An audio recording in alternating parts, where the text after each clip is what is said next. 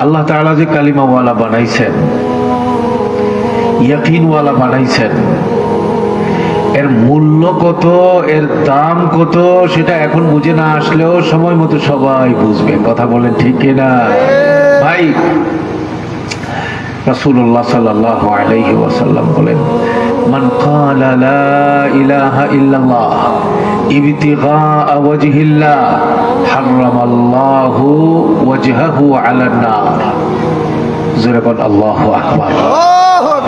রাসূলুল্লাহ সাল্লাল্লাহু আলাইহি ওয়াসাল্লাম বলেন, যে ব্যক্তি ঈমানওয়ালা জিন্দেগি বানাবে, ইবাদতওয়ালা জিন্দেগি বানাবে, শিরিক মুক্ত জিন্দেগি বানাবে, কুফর মুক্ত জিন্দেগি বানাবে, কালিমা ওয়ালা জিন্দেগি বানাবে, কোনো ব্যক্তির পায়ে সেজদা দিবে না, কোনো মানুষের পায়ে সেজদা দিবে না, কোনো ব্যক্তির কবরে গিয়া সেজদা দিবে না, কোনো ব্যক্তির জন্য মানত করবে না, কোথাও গিয়া তার ঈমান বিক্রি করবে না, জীবনের প্রত্যেকটা মুহূর্তে সে ঈমানের পথে বাতিলের বিরুদ্ধে আপোষহীন থাকবে। এই রকম ঈমানি শক্তিতে বলিয়ান হয়ে যেই ব্যক্তি কবরে যাবে, আল্লাহর নবী বলেন, আল্লাহ তার শরীরটাকে জাহান্নামের জন্য হারাম করে দেবেন। জাহান্নামের আগুন তার জন্য আল্লাহ হারাম করে দেবেন, নিষিদ্ধ করে দেবেন। জাহান্নামের আগুনের কোন তাপ আল্লাহ এই ঈমানওয়ালা ব্যক্তির গায়ে লাগাবেন না। সুবহানাল্লাহ বলবেন না? বুঝা থাকলে বলেন, এই সারা পৃথিবীর চেয়ে এক লা ইলাহা ইল্লাল্লাহর কালিমার ওজন, কালিমার দাম কম না বেশি? কিন্তু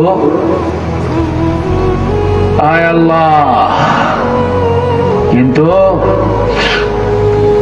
আমাদের এই পর্যন্ত আমি শুরুতে যে কথাটা বললাম, এই কথাটা সবাই পরিষ্কারভাবে বুঝতে পারে না। বাংলাদেশের সর্বস্তরের মানুষ, এই জন্যে অনেক মানুষ আছে কালিমা পড়তেছে, কালিমার প্রতি বিশ্বাসও তাদের আছে, এরপরেও এই মানুষটা জান্নাতি হয়ে দুনিয়া থেকে যাইতেছে না, সে বিপদগামী।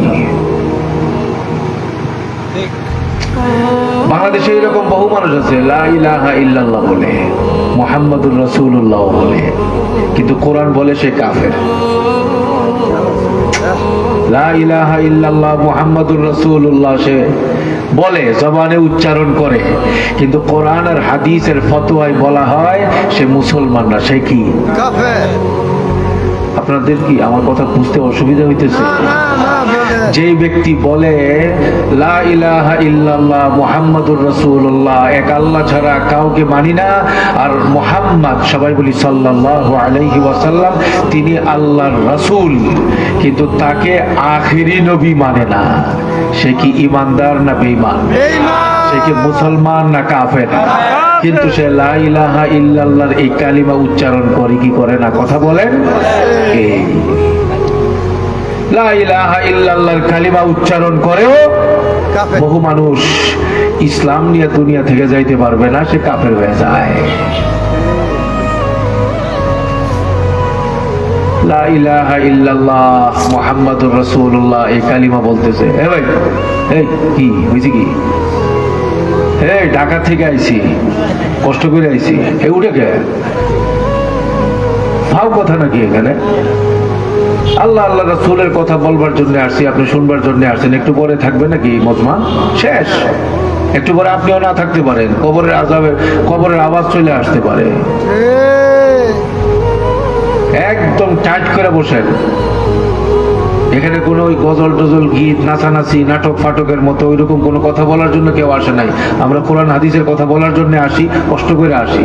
এখানে এই পর্যন্ত আসতে গিয়ে আমার অনেক বিসর্জন দেওয়া লাগছে। শান্তি গরম হইতে, শান্তি গরম করে দেবো না, বইয়ের কথা শুনতে হইব, আল্লাহ আল্লাহ রাসূলের কথা শুনতে হইব। খালি যদি কেউ উঠছেন একবার চাপ দিয়ে ধরবো আপনাকে, বুঝে রেখেন। মানিজ্য যা আছে সব কয়ে দিতে হবে এখানে। এটা সব মহাব্বত। কার জন্য মহাব্বত? কথা বলেন না, আল্লাহর জন্য। এই ভাই, লা ইলাহা ইল্লাল্লাহ মুহাম্মাদুর রাসূলুল্লাহ বলে, আবার এখন নতুন করে তারা স্লোগান দেয় আমরা আল্লাহ মানি, কোরআন মানি, রাসূলের হাদিস আমরা বিশ্বাস করি না। আরেক গ্রুপ এটা আরেকটা। আমার কথা আপনি শুনবেন না, মজা লাগবে না? আগামীকালকেই দেখবেন এই গ্রুপ আপনার ঘরের ভিতরে ঢুকে গেছে, বুঝবেনও না কিভাবে কুফর আর গুমরাহি ঘরের ভিতরে ঢুকতেছে। আহলে কোরআন নামে গ্রুপ বেরিয়েছে স্কুল কলেজ ইউনিভার্সিটির ছেলেদেরকে কাফের বানাইবার জন্য। নাউজুবিল্লাহ বলবেন না? তারা বলে আমরা আহলে কোরআন, আমাদের জন্য কোরআনই যথেষ্ট, আমাদের হাদিসের দরকার নাই। নাউজুবিল্লাহ বলবেন কি আপনারা? অথচ তারা বলে লা ইলাহা ইল্লাল্লাহ, নবীকে বাদ দিলে, আল্লাহর নবীর হাদিসকে অস্বীকার করে শুধু আল্লাহকে মানবে, কোরআন মানবে, এই কথা বললে ঈমান থাকে না যায়? এর দ্বারা কি বুঝলেন ভাই? শুধু লা ইলাহা ইল্লাল্লাহ বললেই কি পূর্ণাঙ্গ ইসলাম ওয়ালা দাবি করা যাবে? গ্রুপ বেরিয়েছে একটা। আসাদুল্লাহ শাহ হুজুর এলাকার মধ্যে যে বয়ান করে, এই বয়ান সহি না। নাসিরউদ্দিন রহমানী সাহেব যে বয়ান করে, ওনার বয়ান সহি না। জুবাইর ভৈরবী সাহেব, মুফতি আতিকুল্লাহ সাহেব যে বয়ান করে গেল, বয়ান সহি না। বাংলাদেশের দেওবন্দি উলামায়ে কেরাম মসজিদে যে বয়ান করে, মাঠে যে বয়ান করে, তবলিগের ময়দানে যত বয়ান করে, তাদের কোনো বয়ান সহি না। মাদ্রাসায় যা পড়ানো হয়, তাফসীর যা পড়ানো হয়, ফিকহের কিতাব এবং ফতোয়ার কিতাব যা পড়ানো হয়, এই সবগুলোর একটাও সহি না।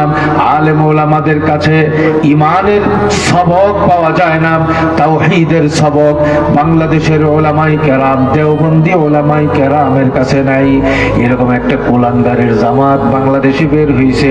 তারা বলে সত্যিকারের ইসলাম কুলিয়ারচরে তো নাই, কিশোরগঞ্জেও নাই, সত্যিকারের ইসলাম গোটা বাংলাদেশে নাই, সত্যিকারের ইসলাম গোটা পৃথিবীতে নাই, এমনকি মক্কা শরীফেও নাই, মদিনা শরীফেও নাই। নাউজুবিল্লাহ বলবেন না? অথচ এই দলের মানুষগুলো বলে লা ইলাহা ইল্লাল্লাহ মুহাম্মাদুর রাসূলুল্লাহ, তারাও বলে। এই মানুষগুলো বলে মুসলমান, এই মানুষগুলো তাদের এই জবান দিয়ে নাপাক কথা বলে। সত্যিকারের ঈমান আর ইসলাম এদেশের আলেমদের কাছ থেকে তোমরা পাবা না। সত্যিকারের তাওহীদ, সত্যিকারের ঈমান আর ইসলাম যদি তোমরা পেতে চাও, তাইলে টাঙ্গাইলের বাইজিদ খান পন্নীর বেপরদা নারী, বেপরদা মেয়ে, তার কাছে, আর তার হাজবেন্ড নোয়াখালীর ইমাম সেলিম, হিজবুত তাওহীদের দাবিদার, হিজবুত তাওহীদের ইমাম, যেই ইমাম, যেই সেলিম বক্তব্য দেওয়ার জন্য বসে নিজেকে ইমাম দাবি করে, নিজেকে তাওহীদের ধারক বাহক দাবি করে। কোরবানির গরু মানুষ যেভাবে ফুলের মালা দিয়ে যুবতীদের আমল নষ্ট করে, আখলাক নষ্ট করে, চরিত্র নষ্ট করে, আর বলে সত্যিকারের ঈমান যদি জানতে চাও, শিখতে চাও, তাওহীদ যদি জানতে চাও, জান্নাতি যদি হতে চাও, আমি সেলিমের কাছে আসতে হবে। হিজবুত তাওহীদের সেলিম ছাড়া আর কোথাও ঈমানের সবক পাওয়া যাবে না। নাউজুবিল্লাহ বলবেন না? হিজবুত তাওহীদ, হিজবুত তাওহীদ কুফরি সংগঠন। অথচ তারা লা ইলাহা ইল্লাল্লাহ মুহাম্মাদুর রাসূলুল্লাহ এই কালিমা পড়ি কি পড়ে না? বোঝা গেল যারা বাংলাদেশে কালিমাওয়ালা আছে সবাইকে এই কালিমা পড়ে বইলেই পূর্ণাঙ্গ ইসলামওয়ালা বলা যাবে, সবাইকে বলা যাবে না। কারে বলা যাবে সেটা পরে আসবে। চান্দি গরম করেন না, একটু বসেন সবাই, একদম শেষ পর্যন্ত একটা কোর্স নিয়ে বাসায় যাইবেন ইনশাআল্লাহ। ঠিক আছে তো? ইনশাআল্লাহ আল্লাহ বাঁচায় রাখলে বাড়িতে যাবো, বাসায় গিয়ে খাবো, আপনারা খাবেন, আল্লাহ যদি মৃত্যু কপালে রাখে জান্নাতে গিয়া খাবো, এরকম নিয়ত করেন ইনশাআল্লাহ। মনে করছে এখনই মরে যাবো, আরে ইনশাআল্লাহ কর না, জান্নাতে গিয়া খাবো। আমার এক মুসল্লি ও গেছে সৌদি আরবে হজ করতে, ওই যে একবার হজের মৌসুমে গত কয়েক বছর আগে খুব ঝড় হয়েছিল কাবা শরীফে, তো আফরাত অবস্থায় খুব ঝড় হয়েছিল, অনেক হাজি সাহেব ওনারা ওই সময় ঝড়ের কারণে মৃত্যুবরণ করছিলেন। বাংলাদেশের এক হাজি এই ঝড়ের মধ্যে ওই যে উপরে যে ক্যারেন লাগানো থাকে না, এটার পিছনে, এটার নিচে ছিল। তো এই ঝড়ের সময়ে এই বেচারা যান বাঁচাইবার জন্য দৌড়, অনেক দূরে বা যান বাঁচাইবার জন্য। মুআল্লিম সাহেব যিনি ছিলেন উনি বললেন যে আপনি দৌড় দিলেন কেন? আপনাকে দেখতেছি যতবার দোয়া করতেছেন আপনি খালি বলেন আল্লাহ তোমার ঘরে আনছো, তুমি আর ফেরত নিও না, এখানে আমার মৃত্যু দাও, মৃত্যু দাও। তো এটাই তো সুবর্ণ সুযোগ, আপনি দৌড় দিলেন কেন? তো হুজুর দোয়া তো করছি ঠিক আছে, এইবার মরবার লেগে কইছি না তো। এর নাম হলো বাঙালি দোয়া।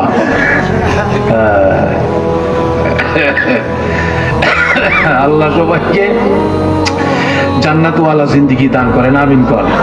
জান্নাতুল ফিরদাউসের উপযুক্ত হয়ে কবরে যাওয়ার তৌফিক দান করেন, আমিন কর। ছেলে মেয়ে বিবি বাচ্চা আত্মীয় স্বজন সবাইকে সপরিবারে একসঙ্গে জান্নাতে নিয়ে থাকতে পারি, আল্লাহ তাআলা ওইরকম জান্নাতি পরিবার আমাদেরকে দান করেন, আমিন বলবেন কি? দরকার আছে না নাই? জান্নাত ছাড়া উপায় নাই। কিন্তু ওই কথায় আবার আসেন, লা ইলাহা ইল্লাল্লাহ মুহাম্মাদুর রাসূলুল্লাহ, এই কালিমা যারা পাঠ করে, পাঠ করলেই তাকে পূর্ণাঙ্গ ইসলাম ওয়ালা বলা যাবে না। কি করতে হবে সেটা আস্তে আস্তে সামনে আসবে। দেখেন বাংলাদেশে লা ইলাহা ইল্লাল্লাহ মুহাম্মাদুর রাসূলুল্লাহ এরকম বলে কালিমাওয়ালা। এরপরে 10 বছর হয়েছে, বিয়ে করছে, ছেলে মেয়ে হয় না। দেখলো যে এত কালিমা পড়তেছি, এত নামাজ, এত দোয়া, এত হুজুরের পানি ভরা, কোনোটা দিয়ে হয় না। শেষ পর্যন্ত ছেলে সন্তানের বাবা হওয়ার জন্য যায় মাইজ ভান্ডার, তাই না? মাইজ ভান্ডার যাওয়ার লোক আছে না? আরে এখানে আছে সেটা বলছি না, বাংলাদেশে আছি কিনা বলেন না। আটরশি যায় না, চন্দ্রপাড়া যায় না, কুমিল্লার ল্যাংটায় যায় না, কত রকমের ভণ্ডামি আছে। অথচ সেখানে গিয়া বলে কি, বাবা ছেলে না একটা ছেলে দেন, নাউজুবিল্লাহ বলবেন না? এরকম বলে কি? বলে না? বলেন না। এর দ্বারা ঈমান থাকে না যায়? অথচ তারা কি বলে, লা ইলাহা ইল্লাল্লাহ মুহাম্মাদুর রাসূলুল্লাহ বলে। কিন্তু আমি গেছি, আমি গেছি নানপুরের হুজুরে জানাজা পড়ার জন্য। আমরা 25 জনের মতো ফতোয়া বিভাগের ছাত্ররা আসার সময়ে মাইজ ভান্ডার, এই যে মাজার, এই মাইজ ভান্ডারের ওখানে ভিতরে ঢুকছি। ঢুকে দেখি এক জায়গায় ঢোল তবলা বাজায়া তাদের এক পীরের আনতেছে। পীর তো একবারে ক্লিন শেপ, একেবারে গালের মধ্যে দাড়ি থাকবে দূরের কথা, একবারে মাথাটাও নাই, কিচ্ছু নাই, একদম ক্লিন। কথা বুঝতেছেন নাকি? কিন্তু তাদের চোখে, মুরিদদের চোখে এই ব্যক্তি হইল আল্লাহর ওলি না, বরং আল্লাহ পর্যন্ত পৌঁছায় দেওয়ার জন্য প্রস্তুত, এইরকম অবস্থা। সেখানে যাওয়ার পরে মাইক নিয়ে এক ব্যক্তি দাঁড়ায় বলল, বাবা, ওই যে শুয়ে আছে কবরের মধ্যে যেই লোক, তাকে বলতেছে, বাবা আপনার অনেক ভক্তরা এখানে আসছে, তাদের বাচ্চা নাই, আপনি তাদেরকে বাচ্চা দিয়ে দেন। সন্তান দেওয়ার মালিক বাবা না আল্লাহ? রিজিক দেওয়ার মালিক বাবা না আল্লাহ? অশান্তি দূর করার মালিক বাবা না আল্লাহ? কিন্তু এরকম বলতেছে। এরপরে ওই যে প্যান্ট শার্ট ওয়ালা একটা বলতেছে, ভাই কিছু দেন কিছু নেন, কিছু দেন কিছু নেন, এটার ভিতরে পানি আছে গ্লাসের মধ্যে। তখন আমি অবাক তাকায় রইলাম যে হায় আল্লাহ, কয় কি এগুলো? খালি কয় যে কিছু দেন কিছু, বুঝতেছেন না? কিছু দেন মানে কি বুঝতেছেন না? আমি তো তাকায় আছি, আমার দিকে চোখ রাঙ্গায়া এই মাইকওয়ালা বলতেছে, হুজুর এভাবে তাকায় আছেন কে? চিটাঙ্গের ভাষায় উনি বললেন আমাকে, এখানে শরীয়ত চলে না, নাউজুবিল্লাহ বলবেন না। ইন্না লিল্লাহি ওয়া ইন্না ইলাইহি রাজিউন। এই ঈমানের হেফাজতের জন্য যে সাহাবারা জীবন দিছে, যে ঈমান রক্ষার জন্য আল্লাহর নবী রক্তাক্ত হয়েছেন, যে ঈমান রক্ষার জন্য নবীরা জিহাদ করেছেন, সংগ্রাম করেছেন, শাহাদত বরণ করেছেন হাজারো সাহাবা, শাহাদত বরণ করেছেন জগতের বহু আল্লাহ প্রেমিক মুজাহিদিন, সেই ঈমানের 2 পয়সারও মূল্যায়ন করে না, ঈমানকে বিক্রি করে ফেলে অল্প কিছুর বিনিময়ে। আপনি বাংলাদেশের সীমান্ত এলাকাতে আপনি খবর নিয়ে দেখবেন, অধিকাংশ সীমান্ত অঞ্চলে মুসলমানদের ছেলে মেয়েরা টাকার সামনে বিক্রি হয়ে যাইতেছে 10,000 টাকা, অথবা কাউকে একটা গাভী, একটা গরু দিয়ে দিচ্ছে খ্রিস্টানরা, আর সে সাথে সাথে ইসলাম বাদ দিয়ে সে খ্রিস্টানদের অনুসারী হয়ে যাইতেছে। ঈমানের মূল্য নাই, টাকার মূল্য অনেক বেশি, টাকার মূল্য অনেক বেশি। এবার আমি আপনাদেরকে জিজ্ঞেস করে জানতে চাই, বর্তমান পৃথিবীতে মুসলমানের সংখ্যা যেই পরিমাণ, সাহাবাদের সময় কি মুসলমান এই পরিমাণ ছিল? বুঝে নাই আমার প্রশ্নটা। সাহাবাদের সময় আমগর সমান মুসলমান ছিল? আমাদের আর সাহাবাদের মধ্যে সংখ্যার দিক থেকে বেশ কম না বেশি? অনেক বেশি। সাহাবারা ছিলেন অল্প, আমরা এখন কোটি কোটি, শত কোটি। কথা বলেন ঠিক কিনা? কিন্তু আমি আপনাদেরকে জিজ্ঞেস করে জানতে চাই, সাহাবারা সংখ্যায় ছিলেন কম, তাদের ঈমানি শক্তি দুর্বল ছিল না কঠিন ছিল? কথা বুঝতেছেন নাকি? আমরা আমাদের সংখ্যায় অনেক বেশি, সাহাবাদের তুলনায় বর্তমানে মুসলিম জাতির শক্তি সাহাবাদের তুলনায় বেশি না কম? খুব কম না অনেক কম? অনেক কম। কারণ কি? কারণ আছে। কারণটা বলবার আগে ওই হাদিসটা বলি, আল্লাহর ওয়াস্তে খুব দিলের মধ্যে ঢুকান এই হাদিসের তরজমা। রাসূলুল্লাহ সাল্লাল্লাহু আলাইহি ওয়াসাল্লাম বলেন, হাদিস আবু দাউদ শরীফে আছে, ইউশিকুল উমাম আন তাদা আলাইকুম কামা তাদাল আকালাতু ইলা কাসাতিহা قالوا ومن قلة نحن يومئذ يا رسول الله قال لا بل أنتم يومئذ كثير ولكنكم غثاء كغثاء السيل ولينزعن الله من صدور عدوكم المهابة منكم وليقذفن الله في قلوبكم الوهن قالوا وما الوهن يا رسول الله قال حب الدنيا وكراهية الموت أو كما قال عليه الصلاة والسلام। حبيب পাক বলেন, শোনো হে আমার উম্মতেরা, শোনো, সময় একটা আসবে সারা দুনিয়ার কাফের বেঈমানরা একাট্টা হয়ে মুসলিম জাতিকে ধ্বংস করবার জন্য, মুসলিম জাতিকে নির্মূল করবার জন্য তারা সবাই ঐক্যবদ্ধ হবে। হিন্দুরা চাইবে হিন্দুরা থাকবে দুনিয়ায়, মুসলমানরা থাকতে পারবে না। খ্রিস্টানরা চাইবে পৃথিবীতে সবাই থাকবে, ইসলাম থাকতে পারবে না।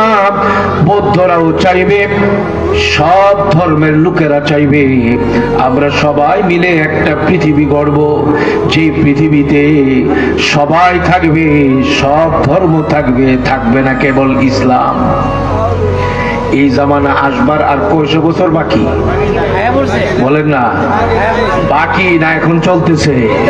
সারা দুনিয়া সব কাফেররা ঐক্যবদ্ধ ইসলামকে দুনিয়া থেকে, দুনিয়ার মানচিত্র থেকে খতম করবে। কথা বলেন ঠিক না বেঠিক? সাহাবায়ে কেরাম নবীকে জিজ্ঞেস করলেন, নবী কারণ কি? আমরা অল্প মানুষ, আমাদের সামনেই তো কোনো কাফেরের বাচ্চা চোখ রাঙ্গায় কথা বলবে, এইরকম সাহস দেখাতে পারে না। তাহলে কি আখিরি জামানায় যখন এইরকম পরিস্থিতি হবে, মুসলমানের সংখ্যা কি আমাদের সাহাবাদের চেয়েও কমে যাবে নাকি? ওয়ামিন কিল্লাতিন নাহনু ইয়াউমাইদিন ইয়া রাসূলুল্লাহ, আমাদের মুসলমানদের সংখ্যা কি তখন অনেক কমে যাবে? আল্লাহ নবী বললেন না, সংখ্যা মুসলমানে অনেক বেশি হবে, কিন্তু ওয়ালাকিন্নাকুম গুসা কাগুসা ইসরাইল, মুসলমান নামে মাত্র থাকবে, তাদের ঈমান খড়কুটার মতো একদম সস্তা হবে। বানের পানিতে ভেসে যায় যেই রকম খড়কুটা, ওই খড়কুটার যেমন কোনো পাওয়ার নাই, কোনো শক্তি নাই, ঠিক তেমনি ভাবে সময় একটা আসবে মুসলমানের সংখ্যা, কালিমাওয়ালাদের সংখ্যা বর্তমানের চেয়ে 1000 গুণ বেশি হবে, কিন্তু তাদের ঈমানে কোনো পাওয়ার থাকবে না, রূহ থাকবে না। আল্লাহ নবী বলেন, যখন ওই সময়টা আসবে, যে সময়ে মুসলমানের সংখ্যা বেড়ে যাবে কিন্তু ঈমানের শক্তি থাকবে না, ওই সময়ে কাজ হবে দুইটা। নাম্বার 1, ওই সময়ের মুসলমানদেরকে পৃথিবীর কোন বাতিল, কোন ইসলাম বিরোধী শক্তি তখনকার মুসলমানদেরকে দেখলে ভয় পাবে না। আমগরে দেখলে কি কাফের বেঈমানরা ভয় পায় না? কথা বুঝেন? ভয় পায় না। কেন? কারণ সাহাবাওয়ালা ঈমানওয়ালা এই জামানায় তেমন নাই। হাবিবে পাক বলেন, শোনো, যখন ঈমান দুর্বল হয়ে যাবে, কেবলমাত্র জবানে জবানে কালিমা উচ্চারণ হবে, সাহাবাওয়ালা ঈমান, নবীওয়ালা ঈমান, পাওয়ারওয়ালা ঈমান, রূহানি শক্তিতে বলিয়ান ওই রকম ঈমানদারের সংখ্যা যখন কমে যাবে, আল্লাহর নবী বলেন 2 নম্বর আরেকটা চিত্র, সেটা হবে কি? আল্লাহর নবী বলেন, ওই জামানার মুসলমানদের ঈমানি শক্তি হয়ে যাবে দুর্বল। এত দুর্বল হবে, বাতিলকে দেখলে তারা থরথর করে কাঁপতে থাকবে। আল্লাহকে খুশি করবার পরিবর্তে আল্লাহর বান্দাকে আব্বা আব্বা ডাকার জন্য পাগল হয়ে যাবে। ইসলামের নাম দিয়ে আল্লাহকে খুশি না করে ইসলামের নাম ব্যবহার করে পূর্ণাঙ্গ ইসলাম নিজের জীবনে, নিজের চেহারায়, নিজের গালে, নিজের পোশাকে, নিজের ব্যবসায়, নিজের ঘরে, নিজের শিক্ষাঙ্গনে, নিজের ব্যক্তিগত জীবনে, পারিবারিক জীবনে, সামাজিক জীবনে ইসলাম কায়েম করার চিন্তা না করে বরং ইসলামের সাইনবোর্ড ব্যবহার করে দুনিয়ার স্বার্থ হাসিলের জন্য ওই সময়কার মুসলমান পাগল হয়ে যাবে। এই জামানা আসার আর কয়শো বছর বাকি না চলতেছে? আপনি দেখেন না ভাই, বিগত 100 বছর বাংলাদেশের ইতিহাস, 52 বছরের ইতিহাসে আপনি দেখেন হিন্দুদের দুর্গা পূজা, আপনারা দূর থেকে অনেকেই দেখেছেন, তারা এই আচার অনুষ্ঠান তারা উদযাপন করে। হিন্দুদের দুর্গা পূজায় এইবার মানুষ এবং মুসলমানের ছেলেরা যেই পরিমাণ অংশগ্রহণ করেছে, এই রকম চিত্র কিন্তু বিগত বৎসরগুলোতে আমরা দেখি নাই। কথা বলেন ঠিক না ঠিক? পাশাপাশি বিগত বৎসরগুলোতে ইসলাম নিয়ে এই রকম ধান্দাবাজি করা, ইসলামকে বিকৃত করার যে চিত্র এই বছর এই দেশের মুসলমান দেখেছে, পিছনের দিনগুলোতে আমরা দেখি নাই। দাড়ি লাগায়া, টুপি লাগায়া, পাঞ্জাবি লাগায়া নিজেকে আলেম পরিচয় দিয়ে দুর্গা পূজার সামনে, পূজা মণ্ডপের সামনে গিয়া বলতেছে, আল্লাহ আপনার কৃতজ্ঞতা আদায় করতেছি, আপনি যে এই পূজা মণ্ডপে আমাকে আসার তৌফিক দিয়েছেন। এই ধরনের কথা বললে ঈমান থাকে না? কথা বুঝেন না? এই ধরনের কথা বললে ঈমান থাকে না যায়? যায়, বুঝে না। পিছনের দিনগুলোতে দেখি না আমরা এইরকম, আমাদের মাথা নষ্ট হয়ে যায়, রাতের ঘুম হারাম হয়ে যায়, আলেম পরিচয় দিয়ে, এলেমওয়ালা পরিচয় দিয়ে, শিক্ষার সার্টিফিকেট এর দাবি করে শিক্ষা পূজা মণ্ডপের মধ্যে গিয়ে এই রকম কথা কোন মুসলমানের সন্তান কিভাবে বলতে পারে? আপনাদের পূজা যেমন আমগর ইবাদত তেমন, আপনাদের উলুধ্বনি যেমন আমাদের আজান তেমন, আপনাদের আমাদের মুহাম্মদ, আমাদের মুসা, আমাদের ঈসা ওই রকম, আপনাদের বিষ্ণু আর কৃষ্ণ যেই রকম। নাউজুবিল্লাহ বলবেন না। এই ধরনের কথা কোন মুসলমানের জবানে উচ্চারিত হতে পারে? জুড়ে বলেন। লা ইলাহা ইল্লাল্লাহ মুহাম্মাদুর রাসূলুল্লাহ এক কালিমা শিখলাম, আর এই কালিমা উচ্চারণ করলাম, এর দ্বারা বোঝা গেল এই কালিমা আমি উচ্চারণ করার পরে আমি যত কুফরি কথাই বলবো, শিরকি কথাই বলবো, আমার ঈমান নষ্ট হবে না, আমি আমার ঈমানকে এমন ভাবে প্যারাক মাইরা দিছি। অথচ রাসূলুল্লাহ সাল্লাল্লাহু আলাইহি ওয়াসাল্লাম বলেন, ইন্নাহু মান ইউশরিক বিল্লাহ ফাকাদ হারামাল্লাহু আলাইহিল জান্নাহ ওয়া মাওয়াহুন নার। এই আয়াতের তরজমার দিকে আর যাচ্ছি না, বুঝার জন্য বলছি। হ্যাঁ ভাই, বুঝার জন্য বলছি। আমাদের এই হাদিস দিয়ে আমাদেরকে আল্লাহ নবী সতর্ক করছেন। শোনো সাহাবারা, যখন মুসলমানের এমন এক অবস্থা তৈরি হবে যে সময়ে ইমানদারের সংখ্যা হবে বেশি কিন্তু ইমানে প্রাণ থাকবে না, শক্তি থাকবে না, তখন প্রত্যেকটা ইমানদারের দিলের ভেতরে ওয়াহান সৃষ্টি করে দেওয়া হবে। সবাই বলেন, কি সৃষ্টি করা হবে? ওয়াহান। বলেন, কি সৃষ্টি করা হবে? ওয়াহান। এটা হাদিসের শব্দ, ওয়াহান সৃষ্টি করা হবে। সাহাবায়ে কেরাম বললেন, ওয়ামাল ওয়াহানু ইয়া রাসূলুল্লাহ, ওয়াহান মানে কি? আল্লাহর নবী বলেন, যখন ঈমান দুর্বল হয়ে যাবে তখনকার সময়ের মুসলমানরা দুইটা জিনিসের মধ্যে আক্রান্ত হবে। নাম্বার 1, হুব্বুদ দুনিয়া।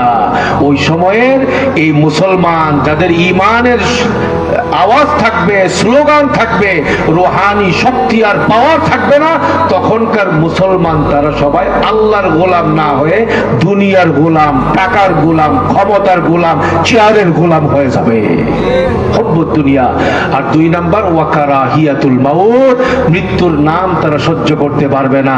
আল্লাহর জন্য জীবন দেওয়া, আল্লাহর নবীর জন্য জীবন দেওয়া, ইসলামকে জীবিত রাখার জন্য, জিন্দা করবার জন্য জীবন দেওয়া, বাতিলের মোকাবেলা করবার জন্য জীবন দেওয়া, এই চেতনা, এই স্পৃহা মুসলমানদের অন্তরে থাকবে না, উঠায় নেওয়া হবে। আমি আপনাদেরকে জিজ্ঞেস করে জানতে চাই, ও ভাই, বর্তমান জমানায় মুসলমান যারা আল্লাহকে বিশ্বাস করে তাদের মধ্যে দুনিয়ার গোলামির চিন্তা চেতনা বর্তমানে আছে না? না। এই কারণে আমরা কাফের বেঈমানদেরকে দেখলে আমাদের ভয় লাগে, কাফেররা আমাদেরকে দেখে ভয় পায় না।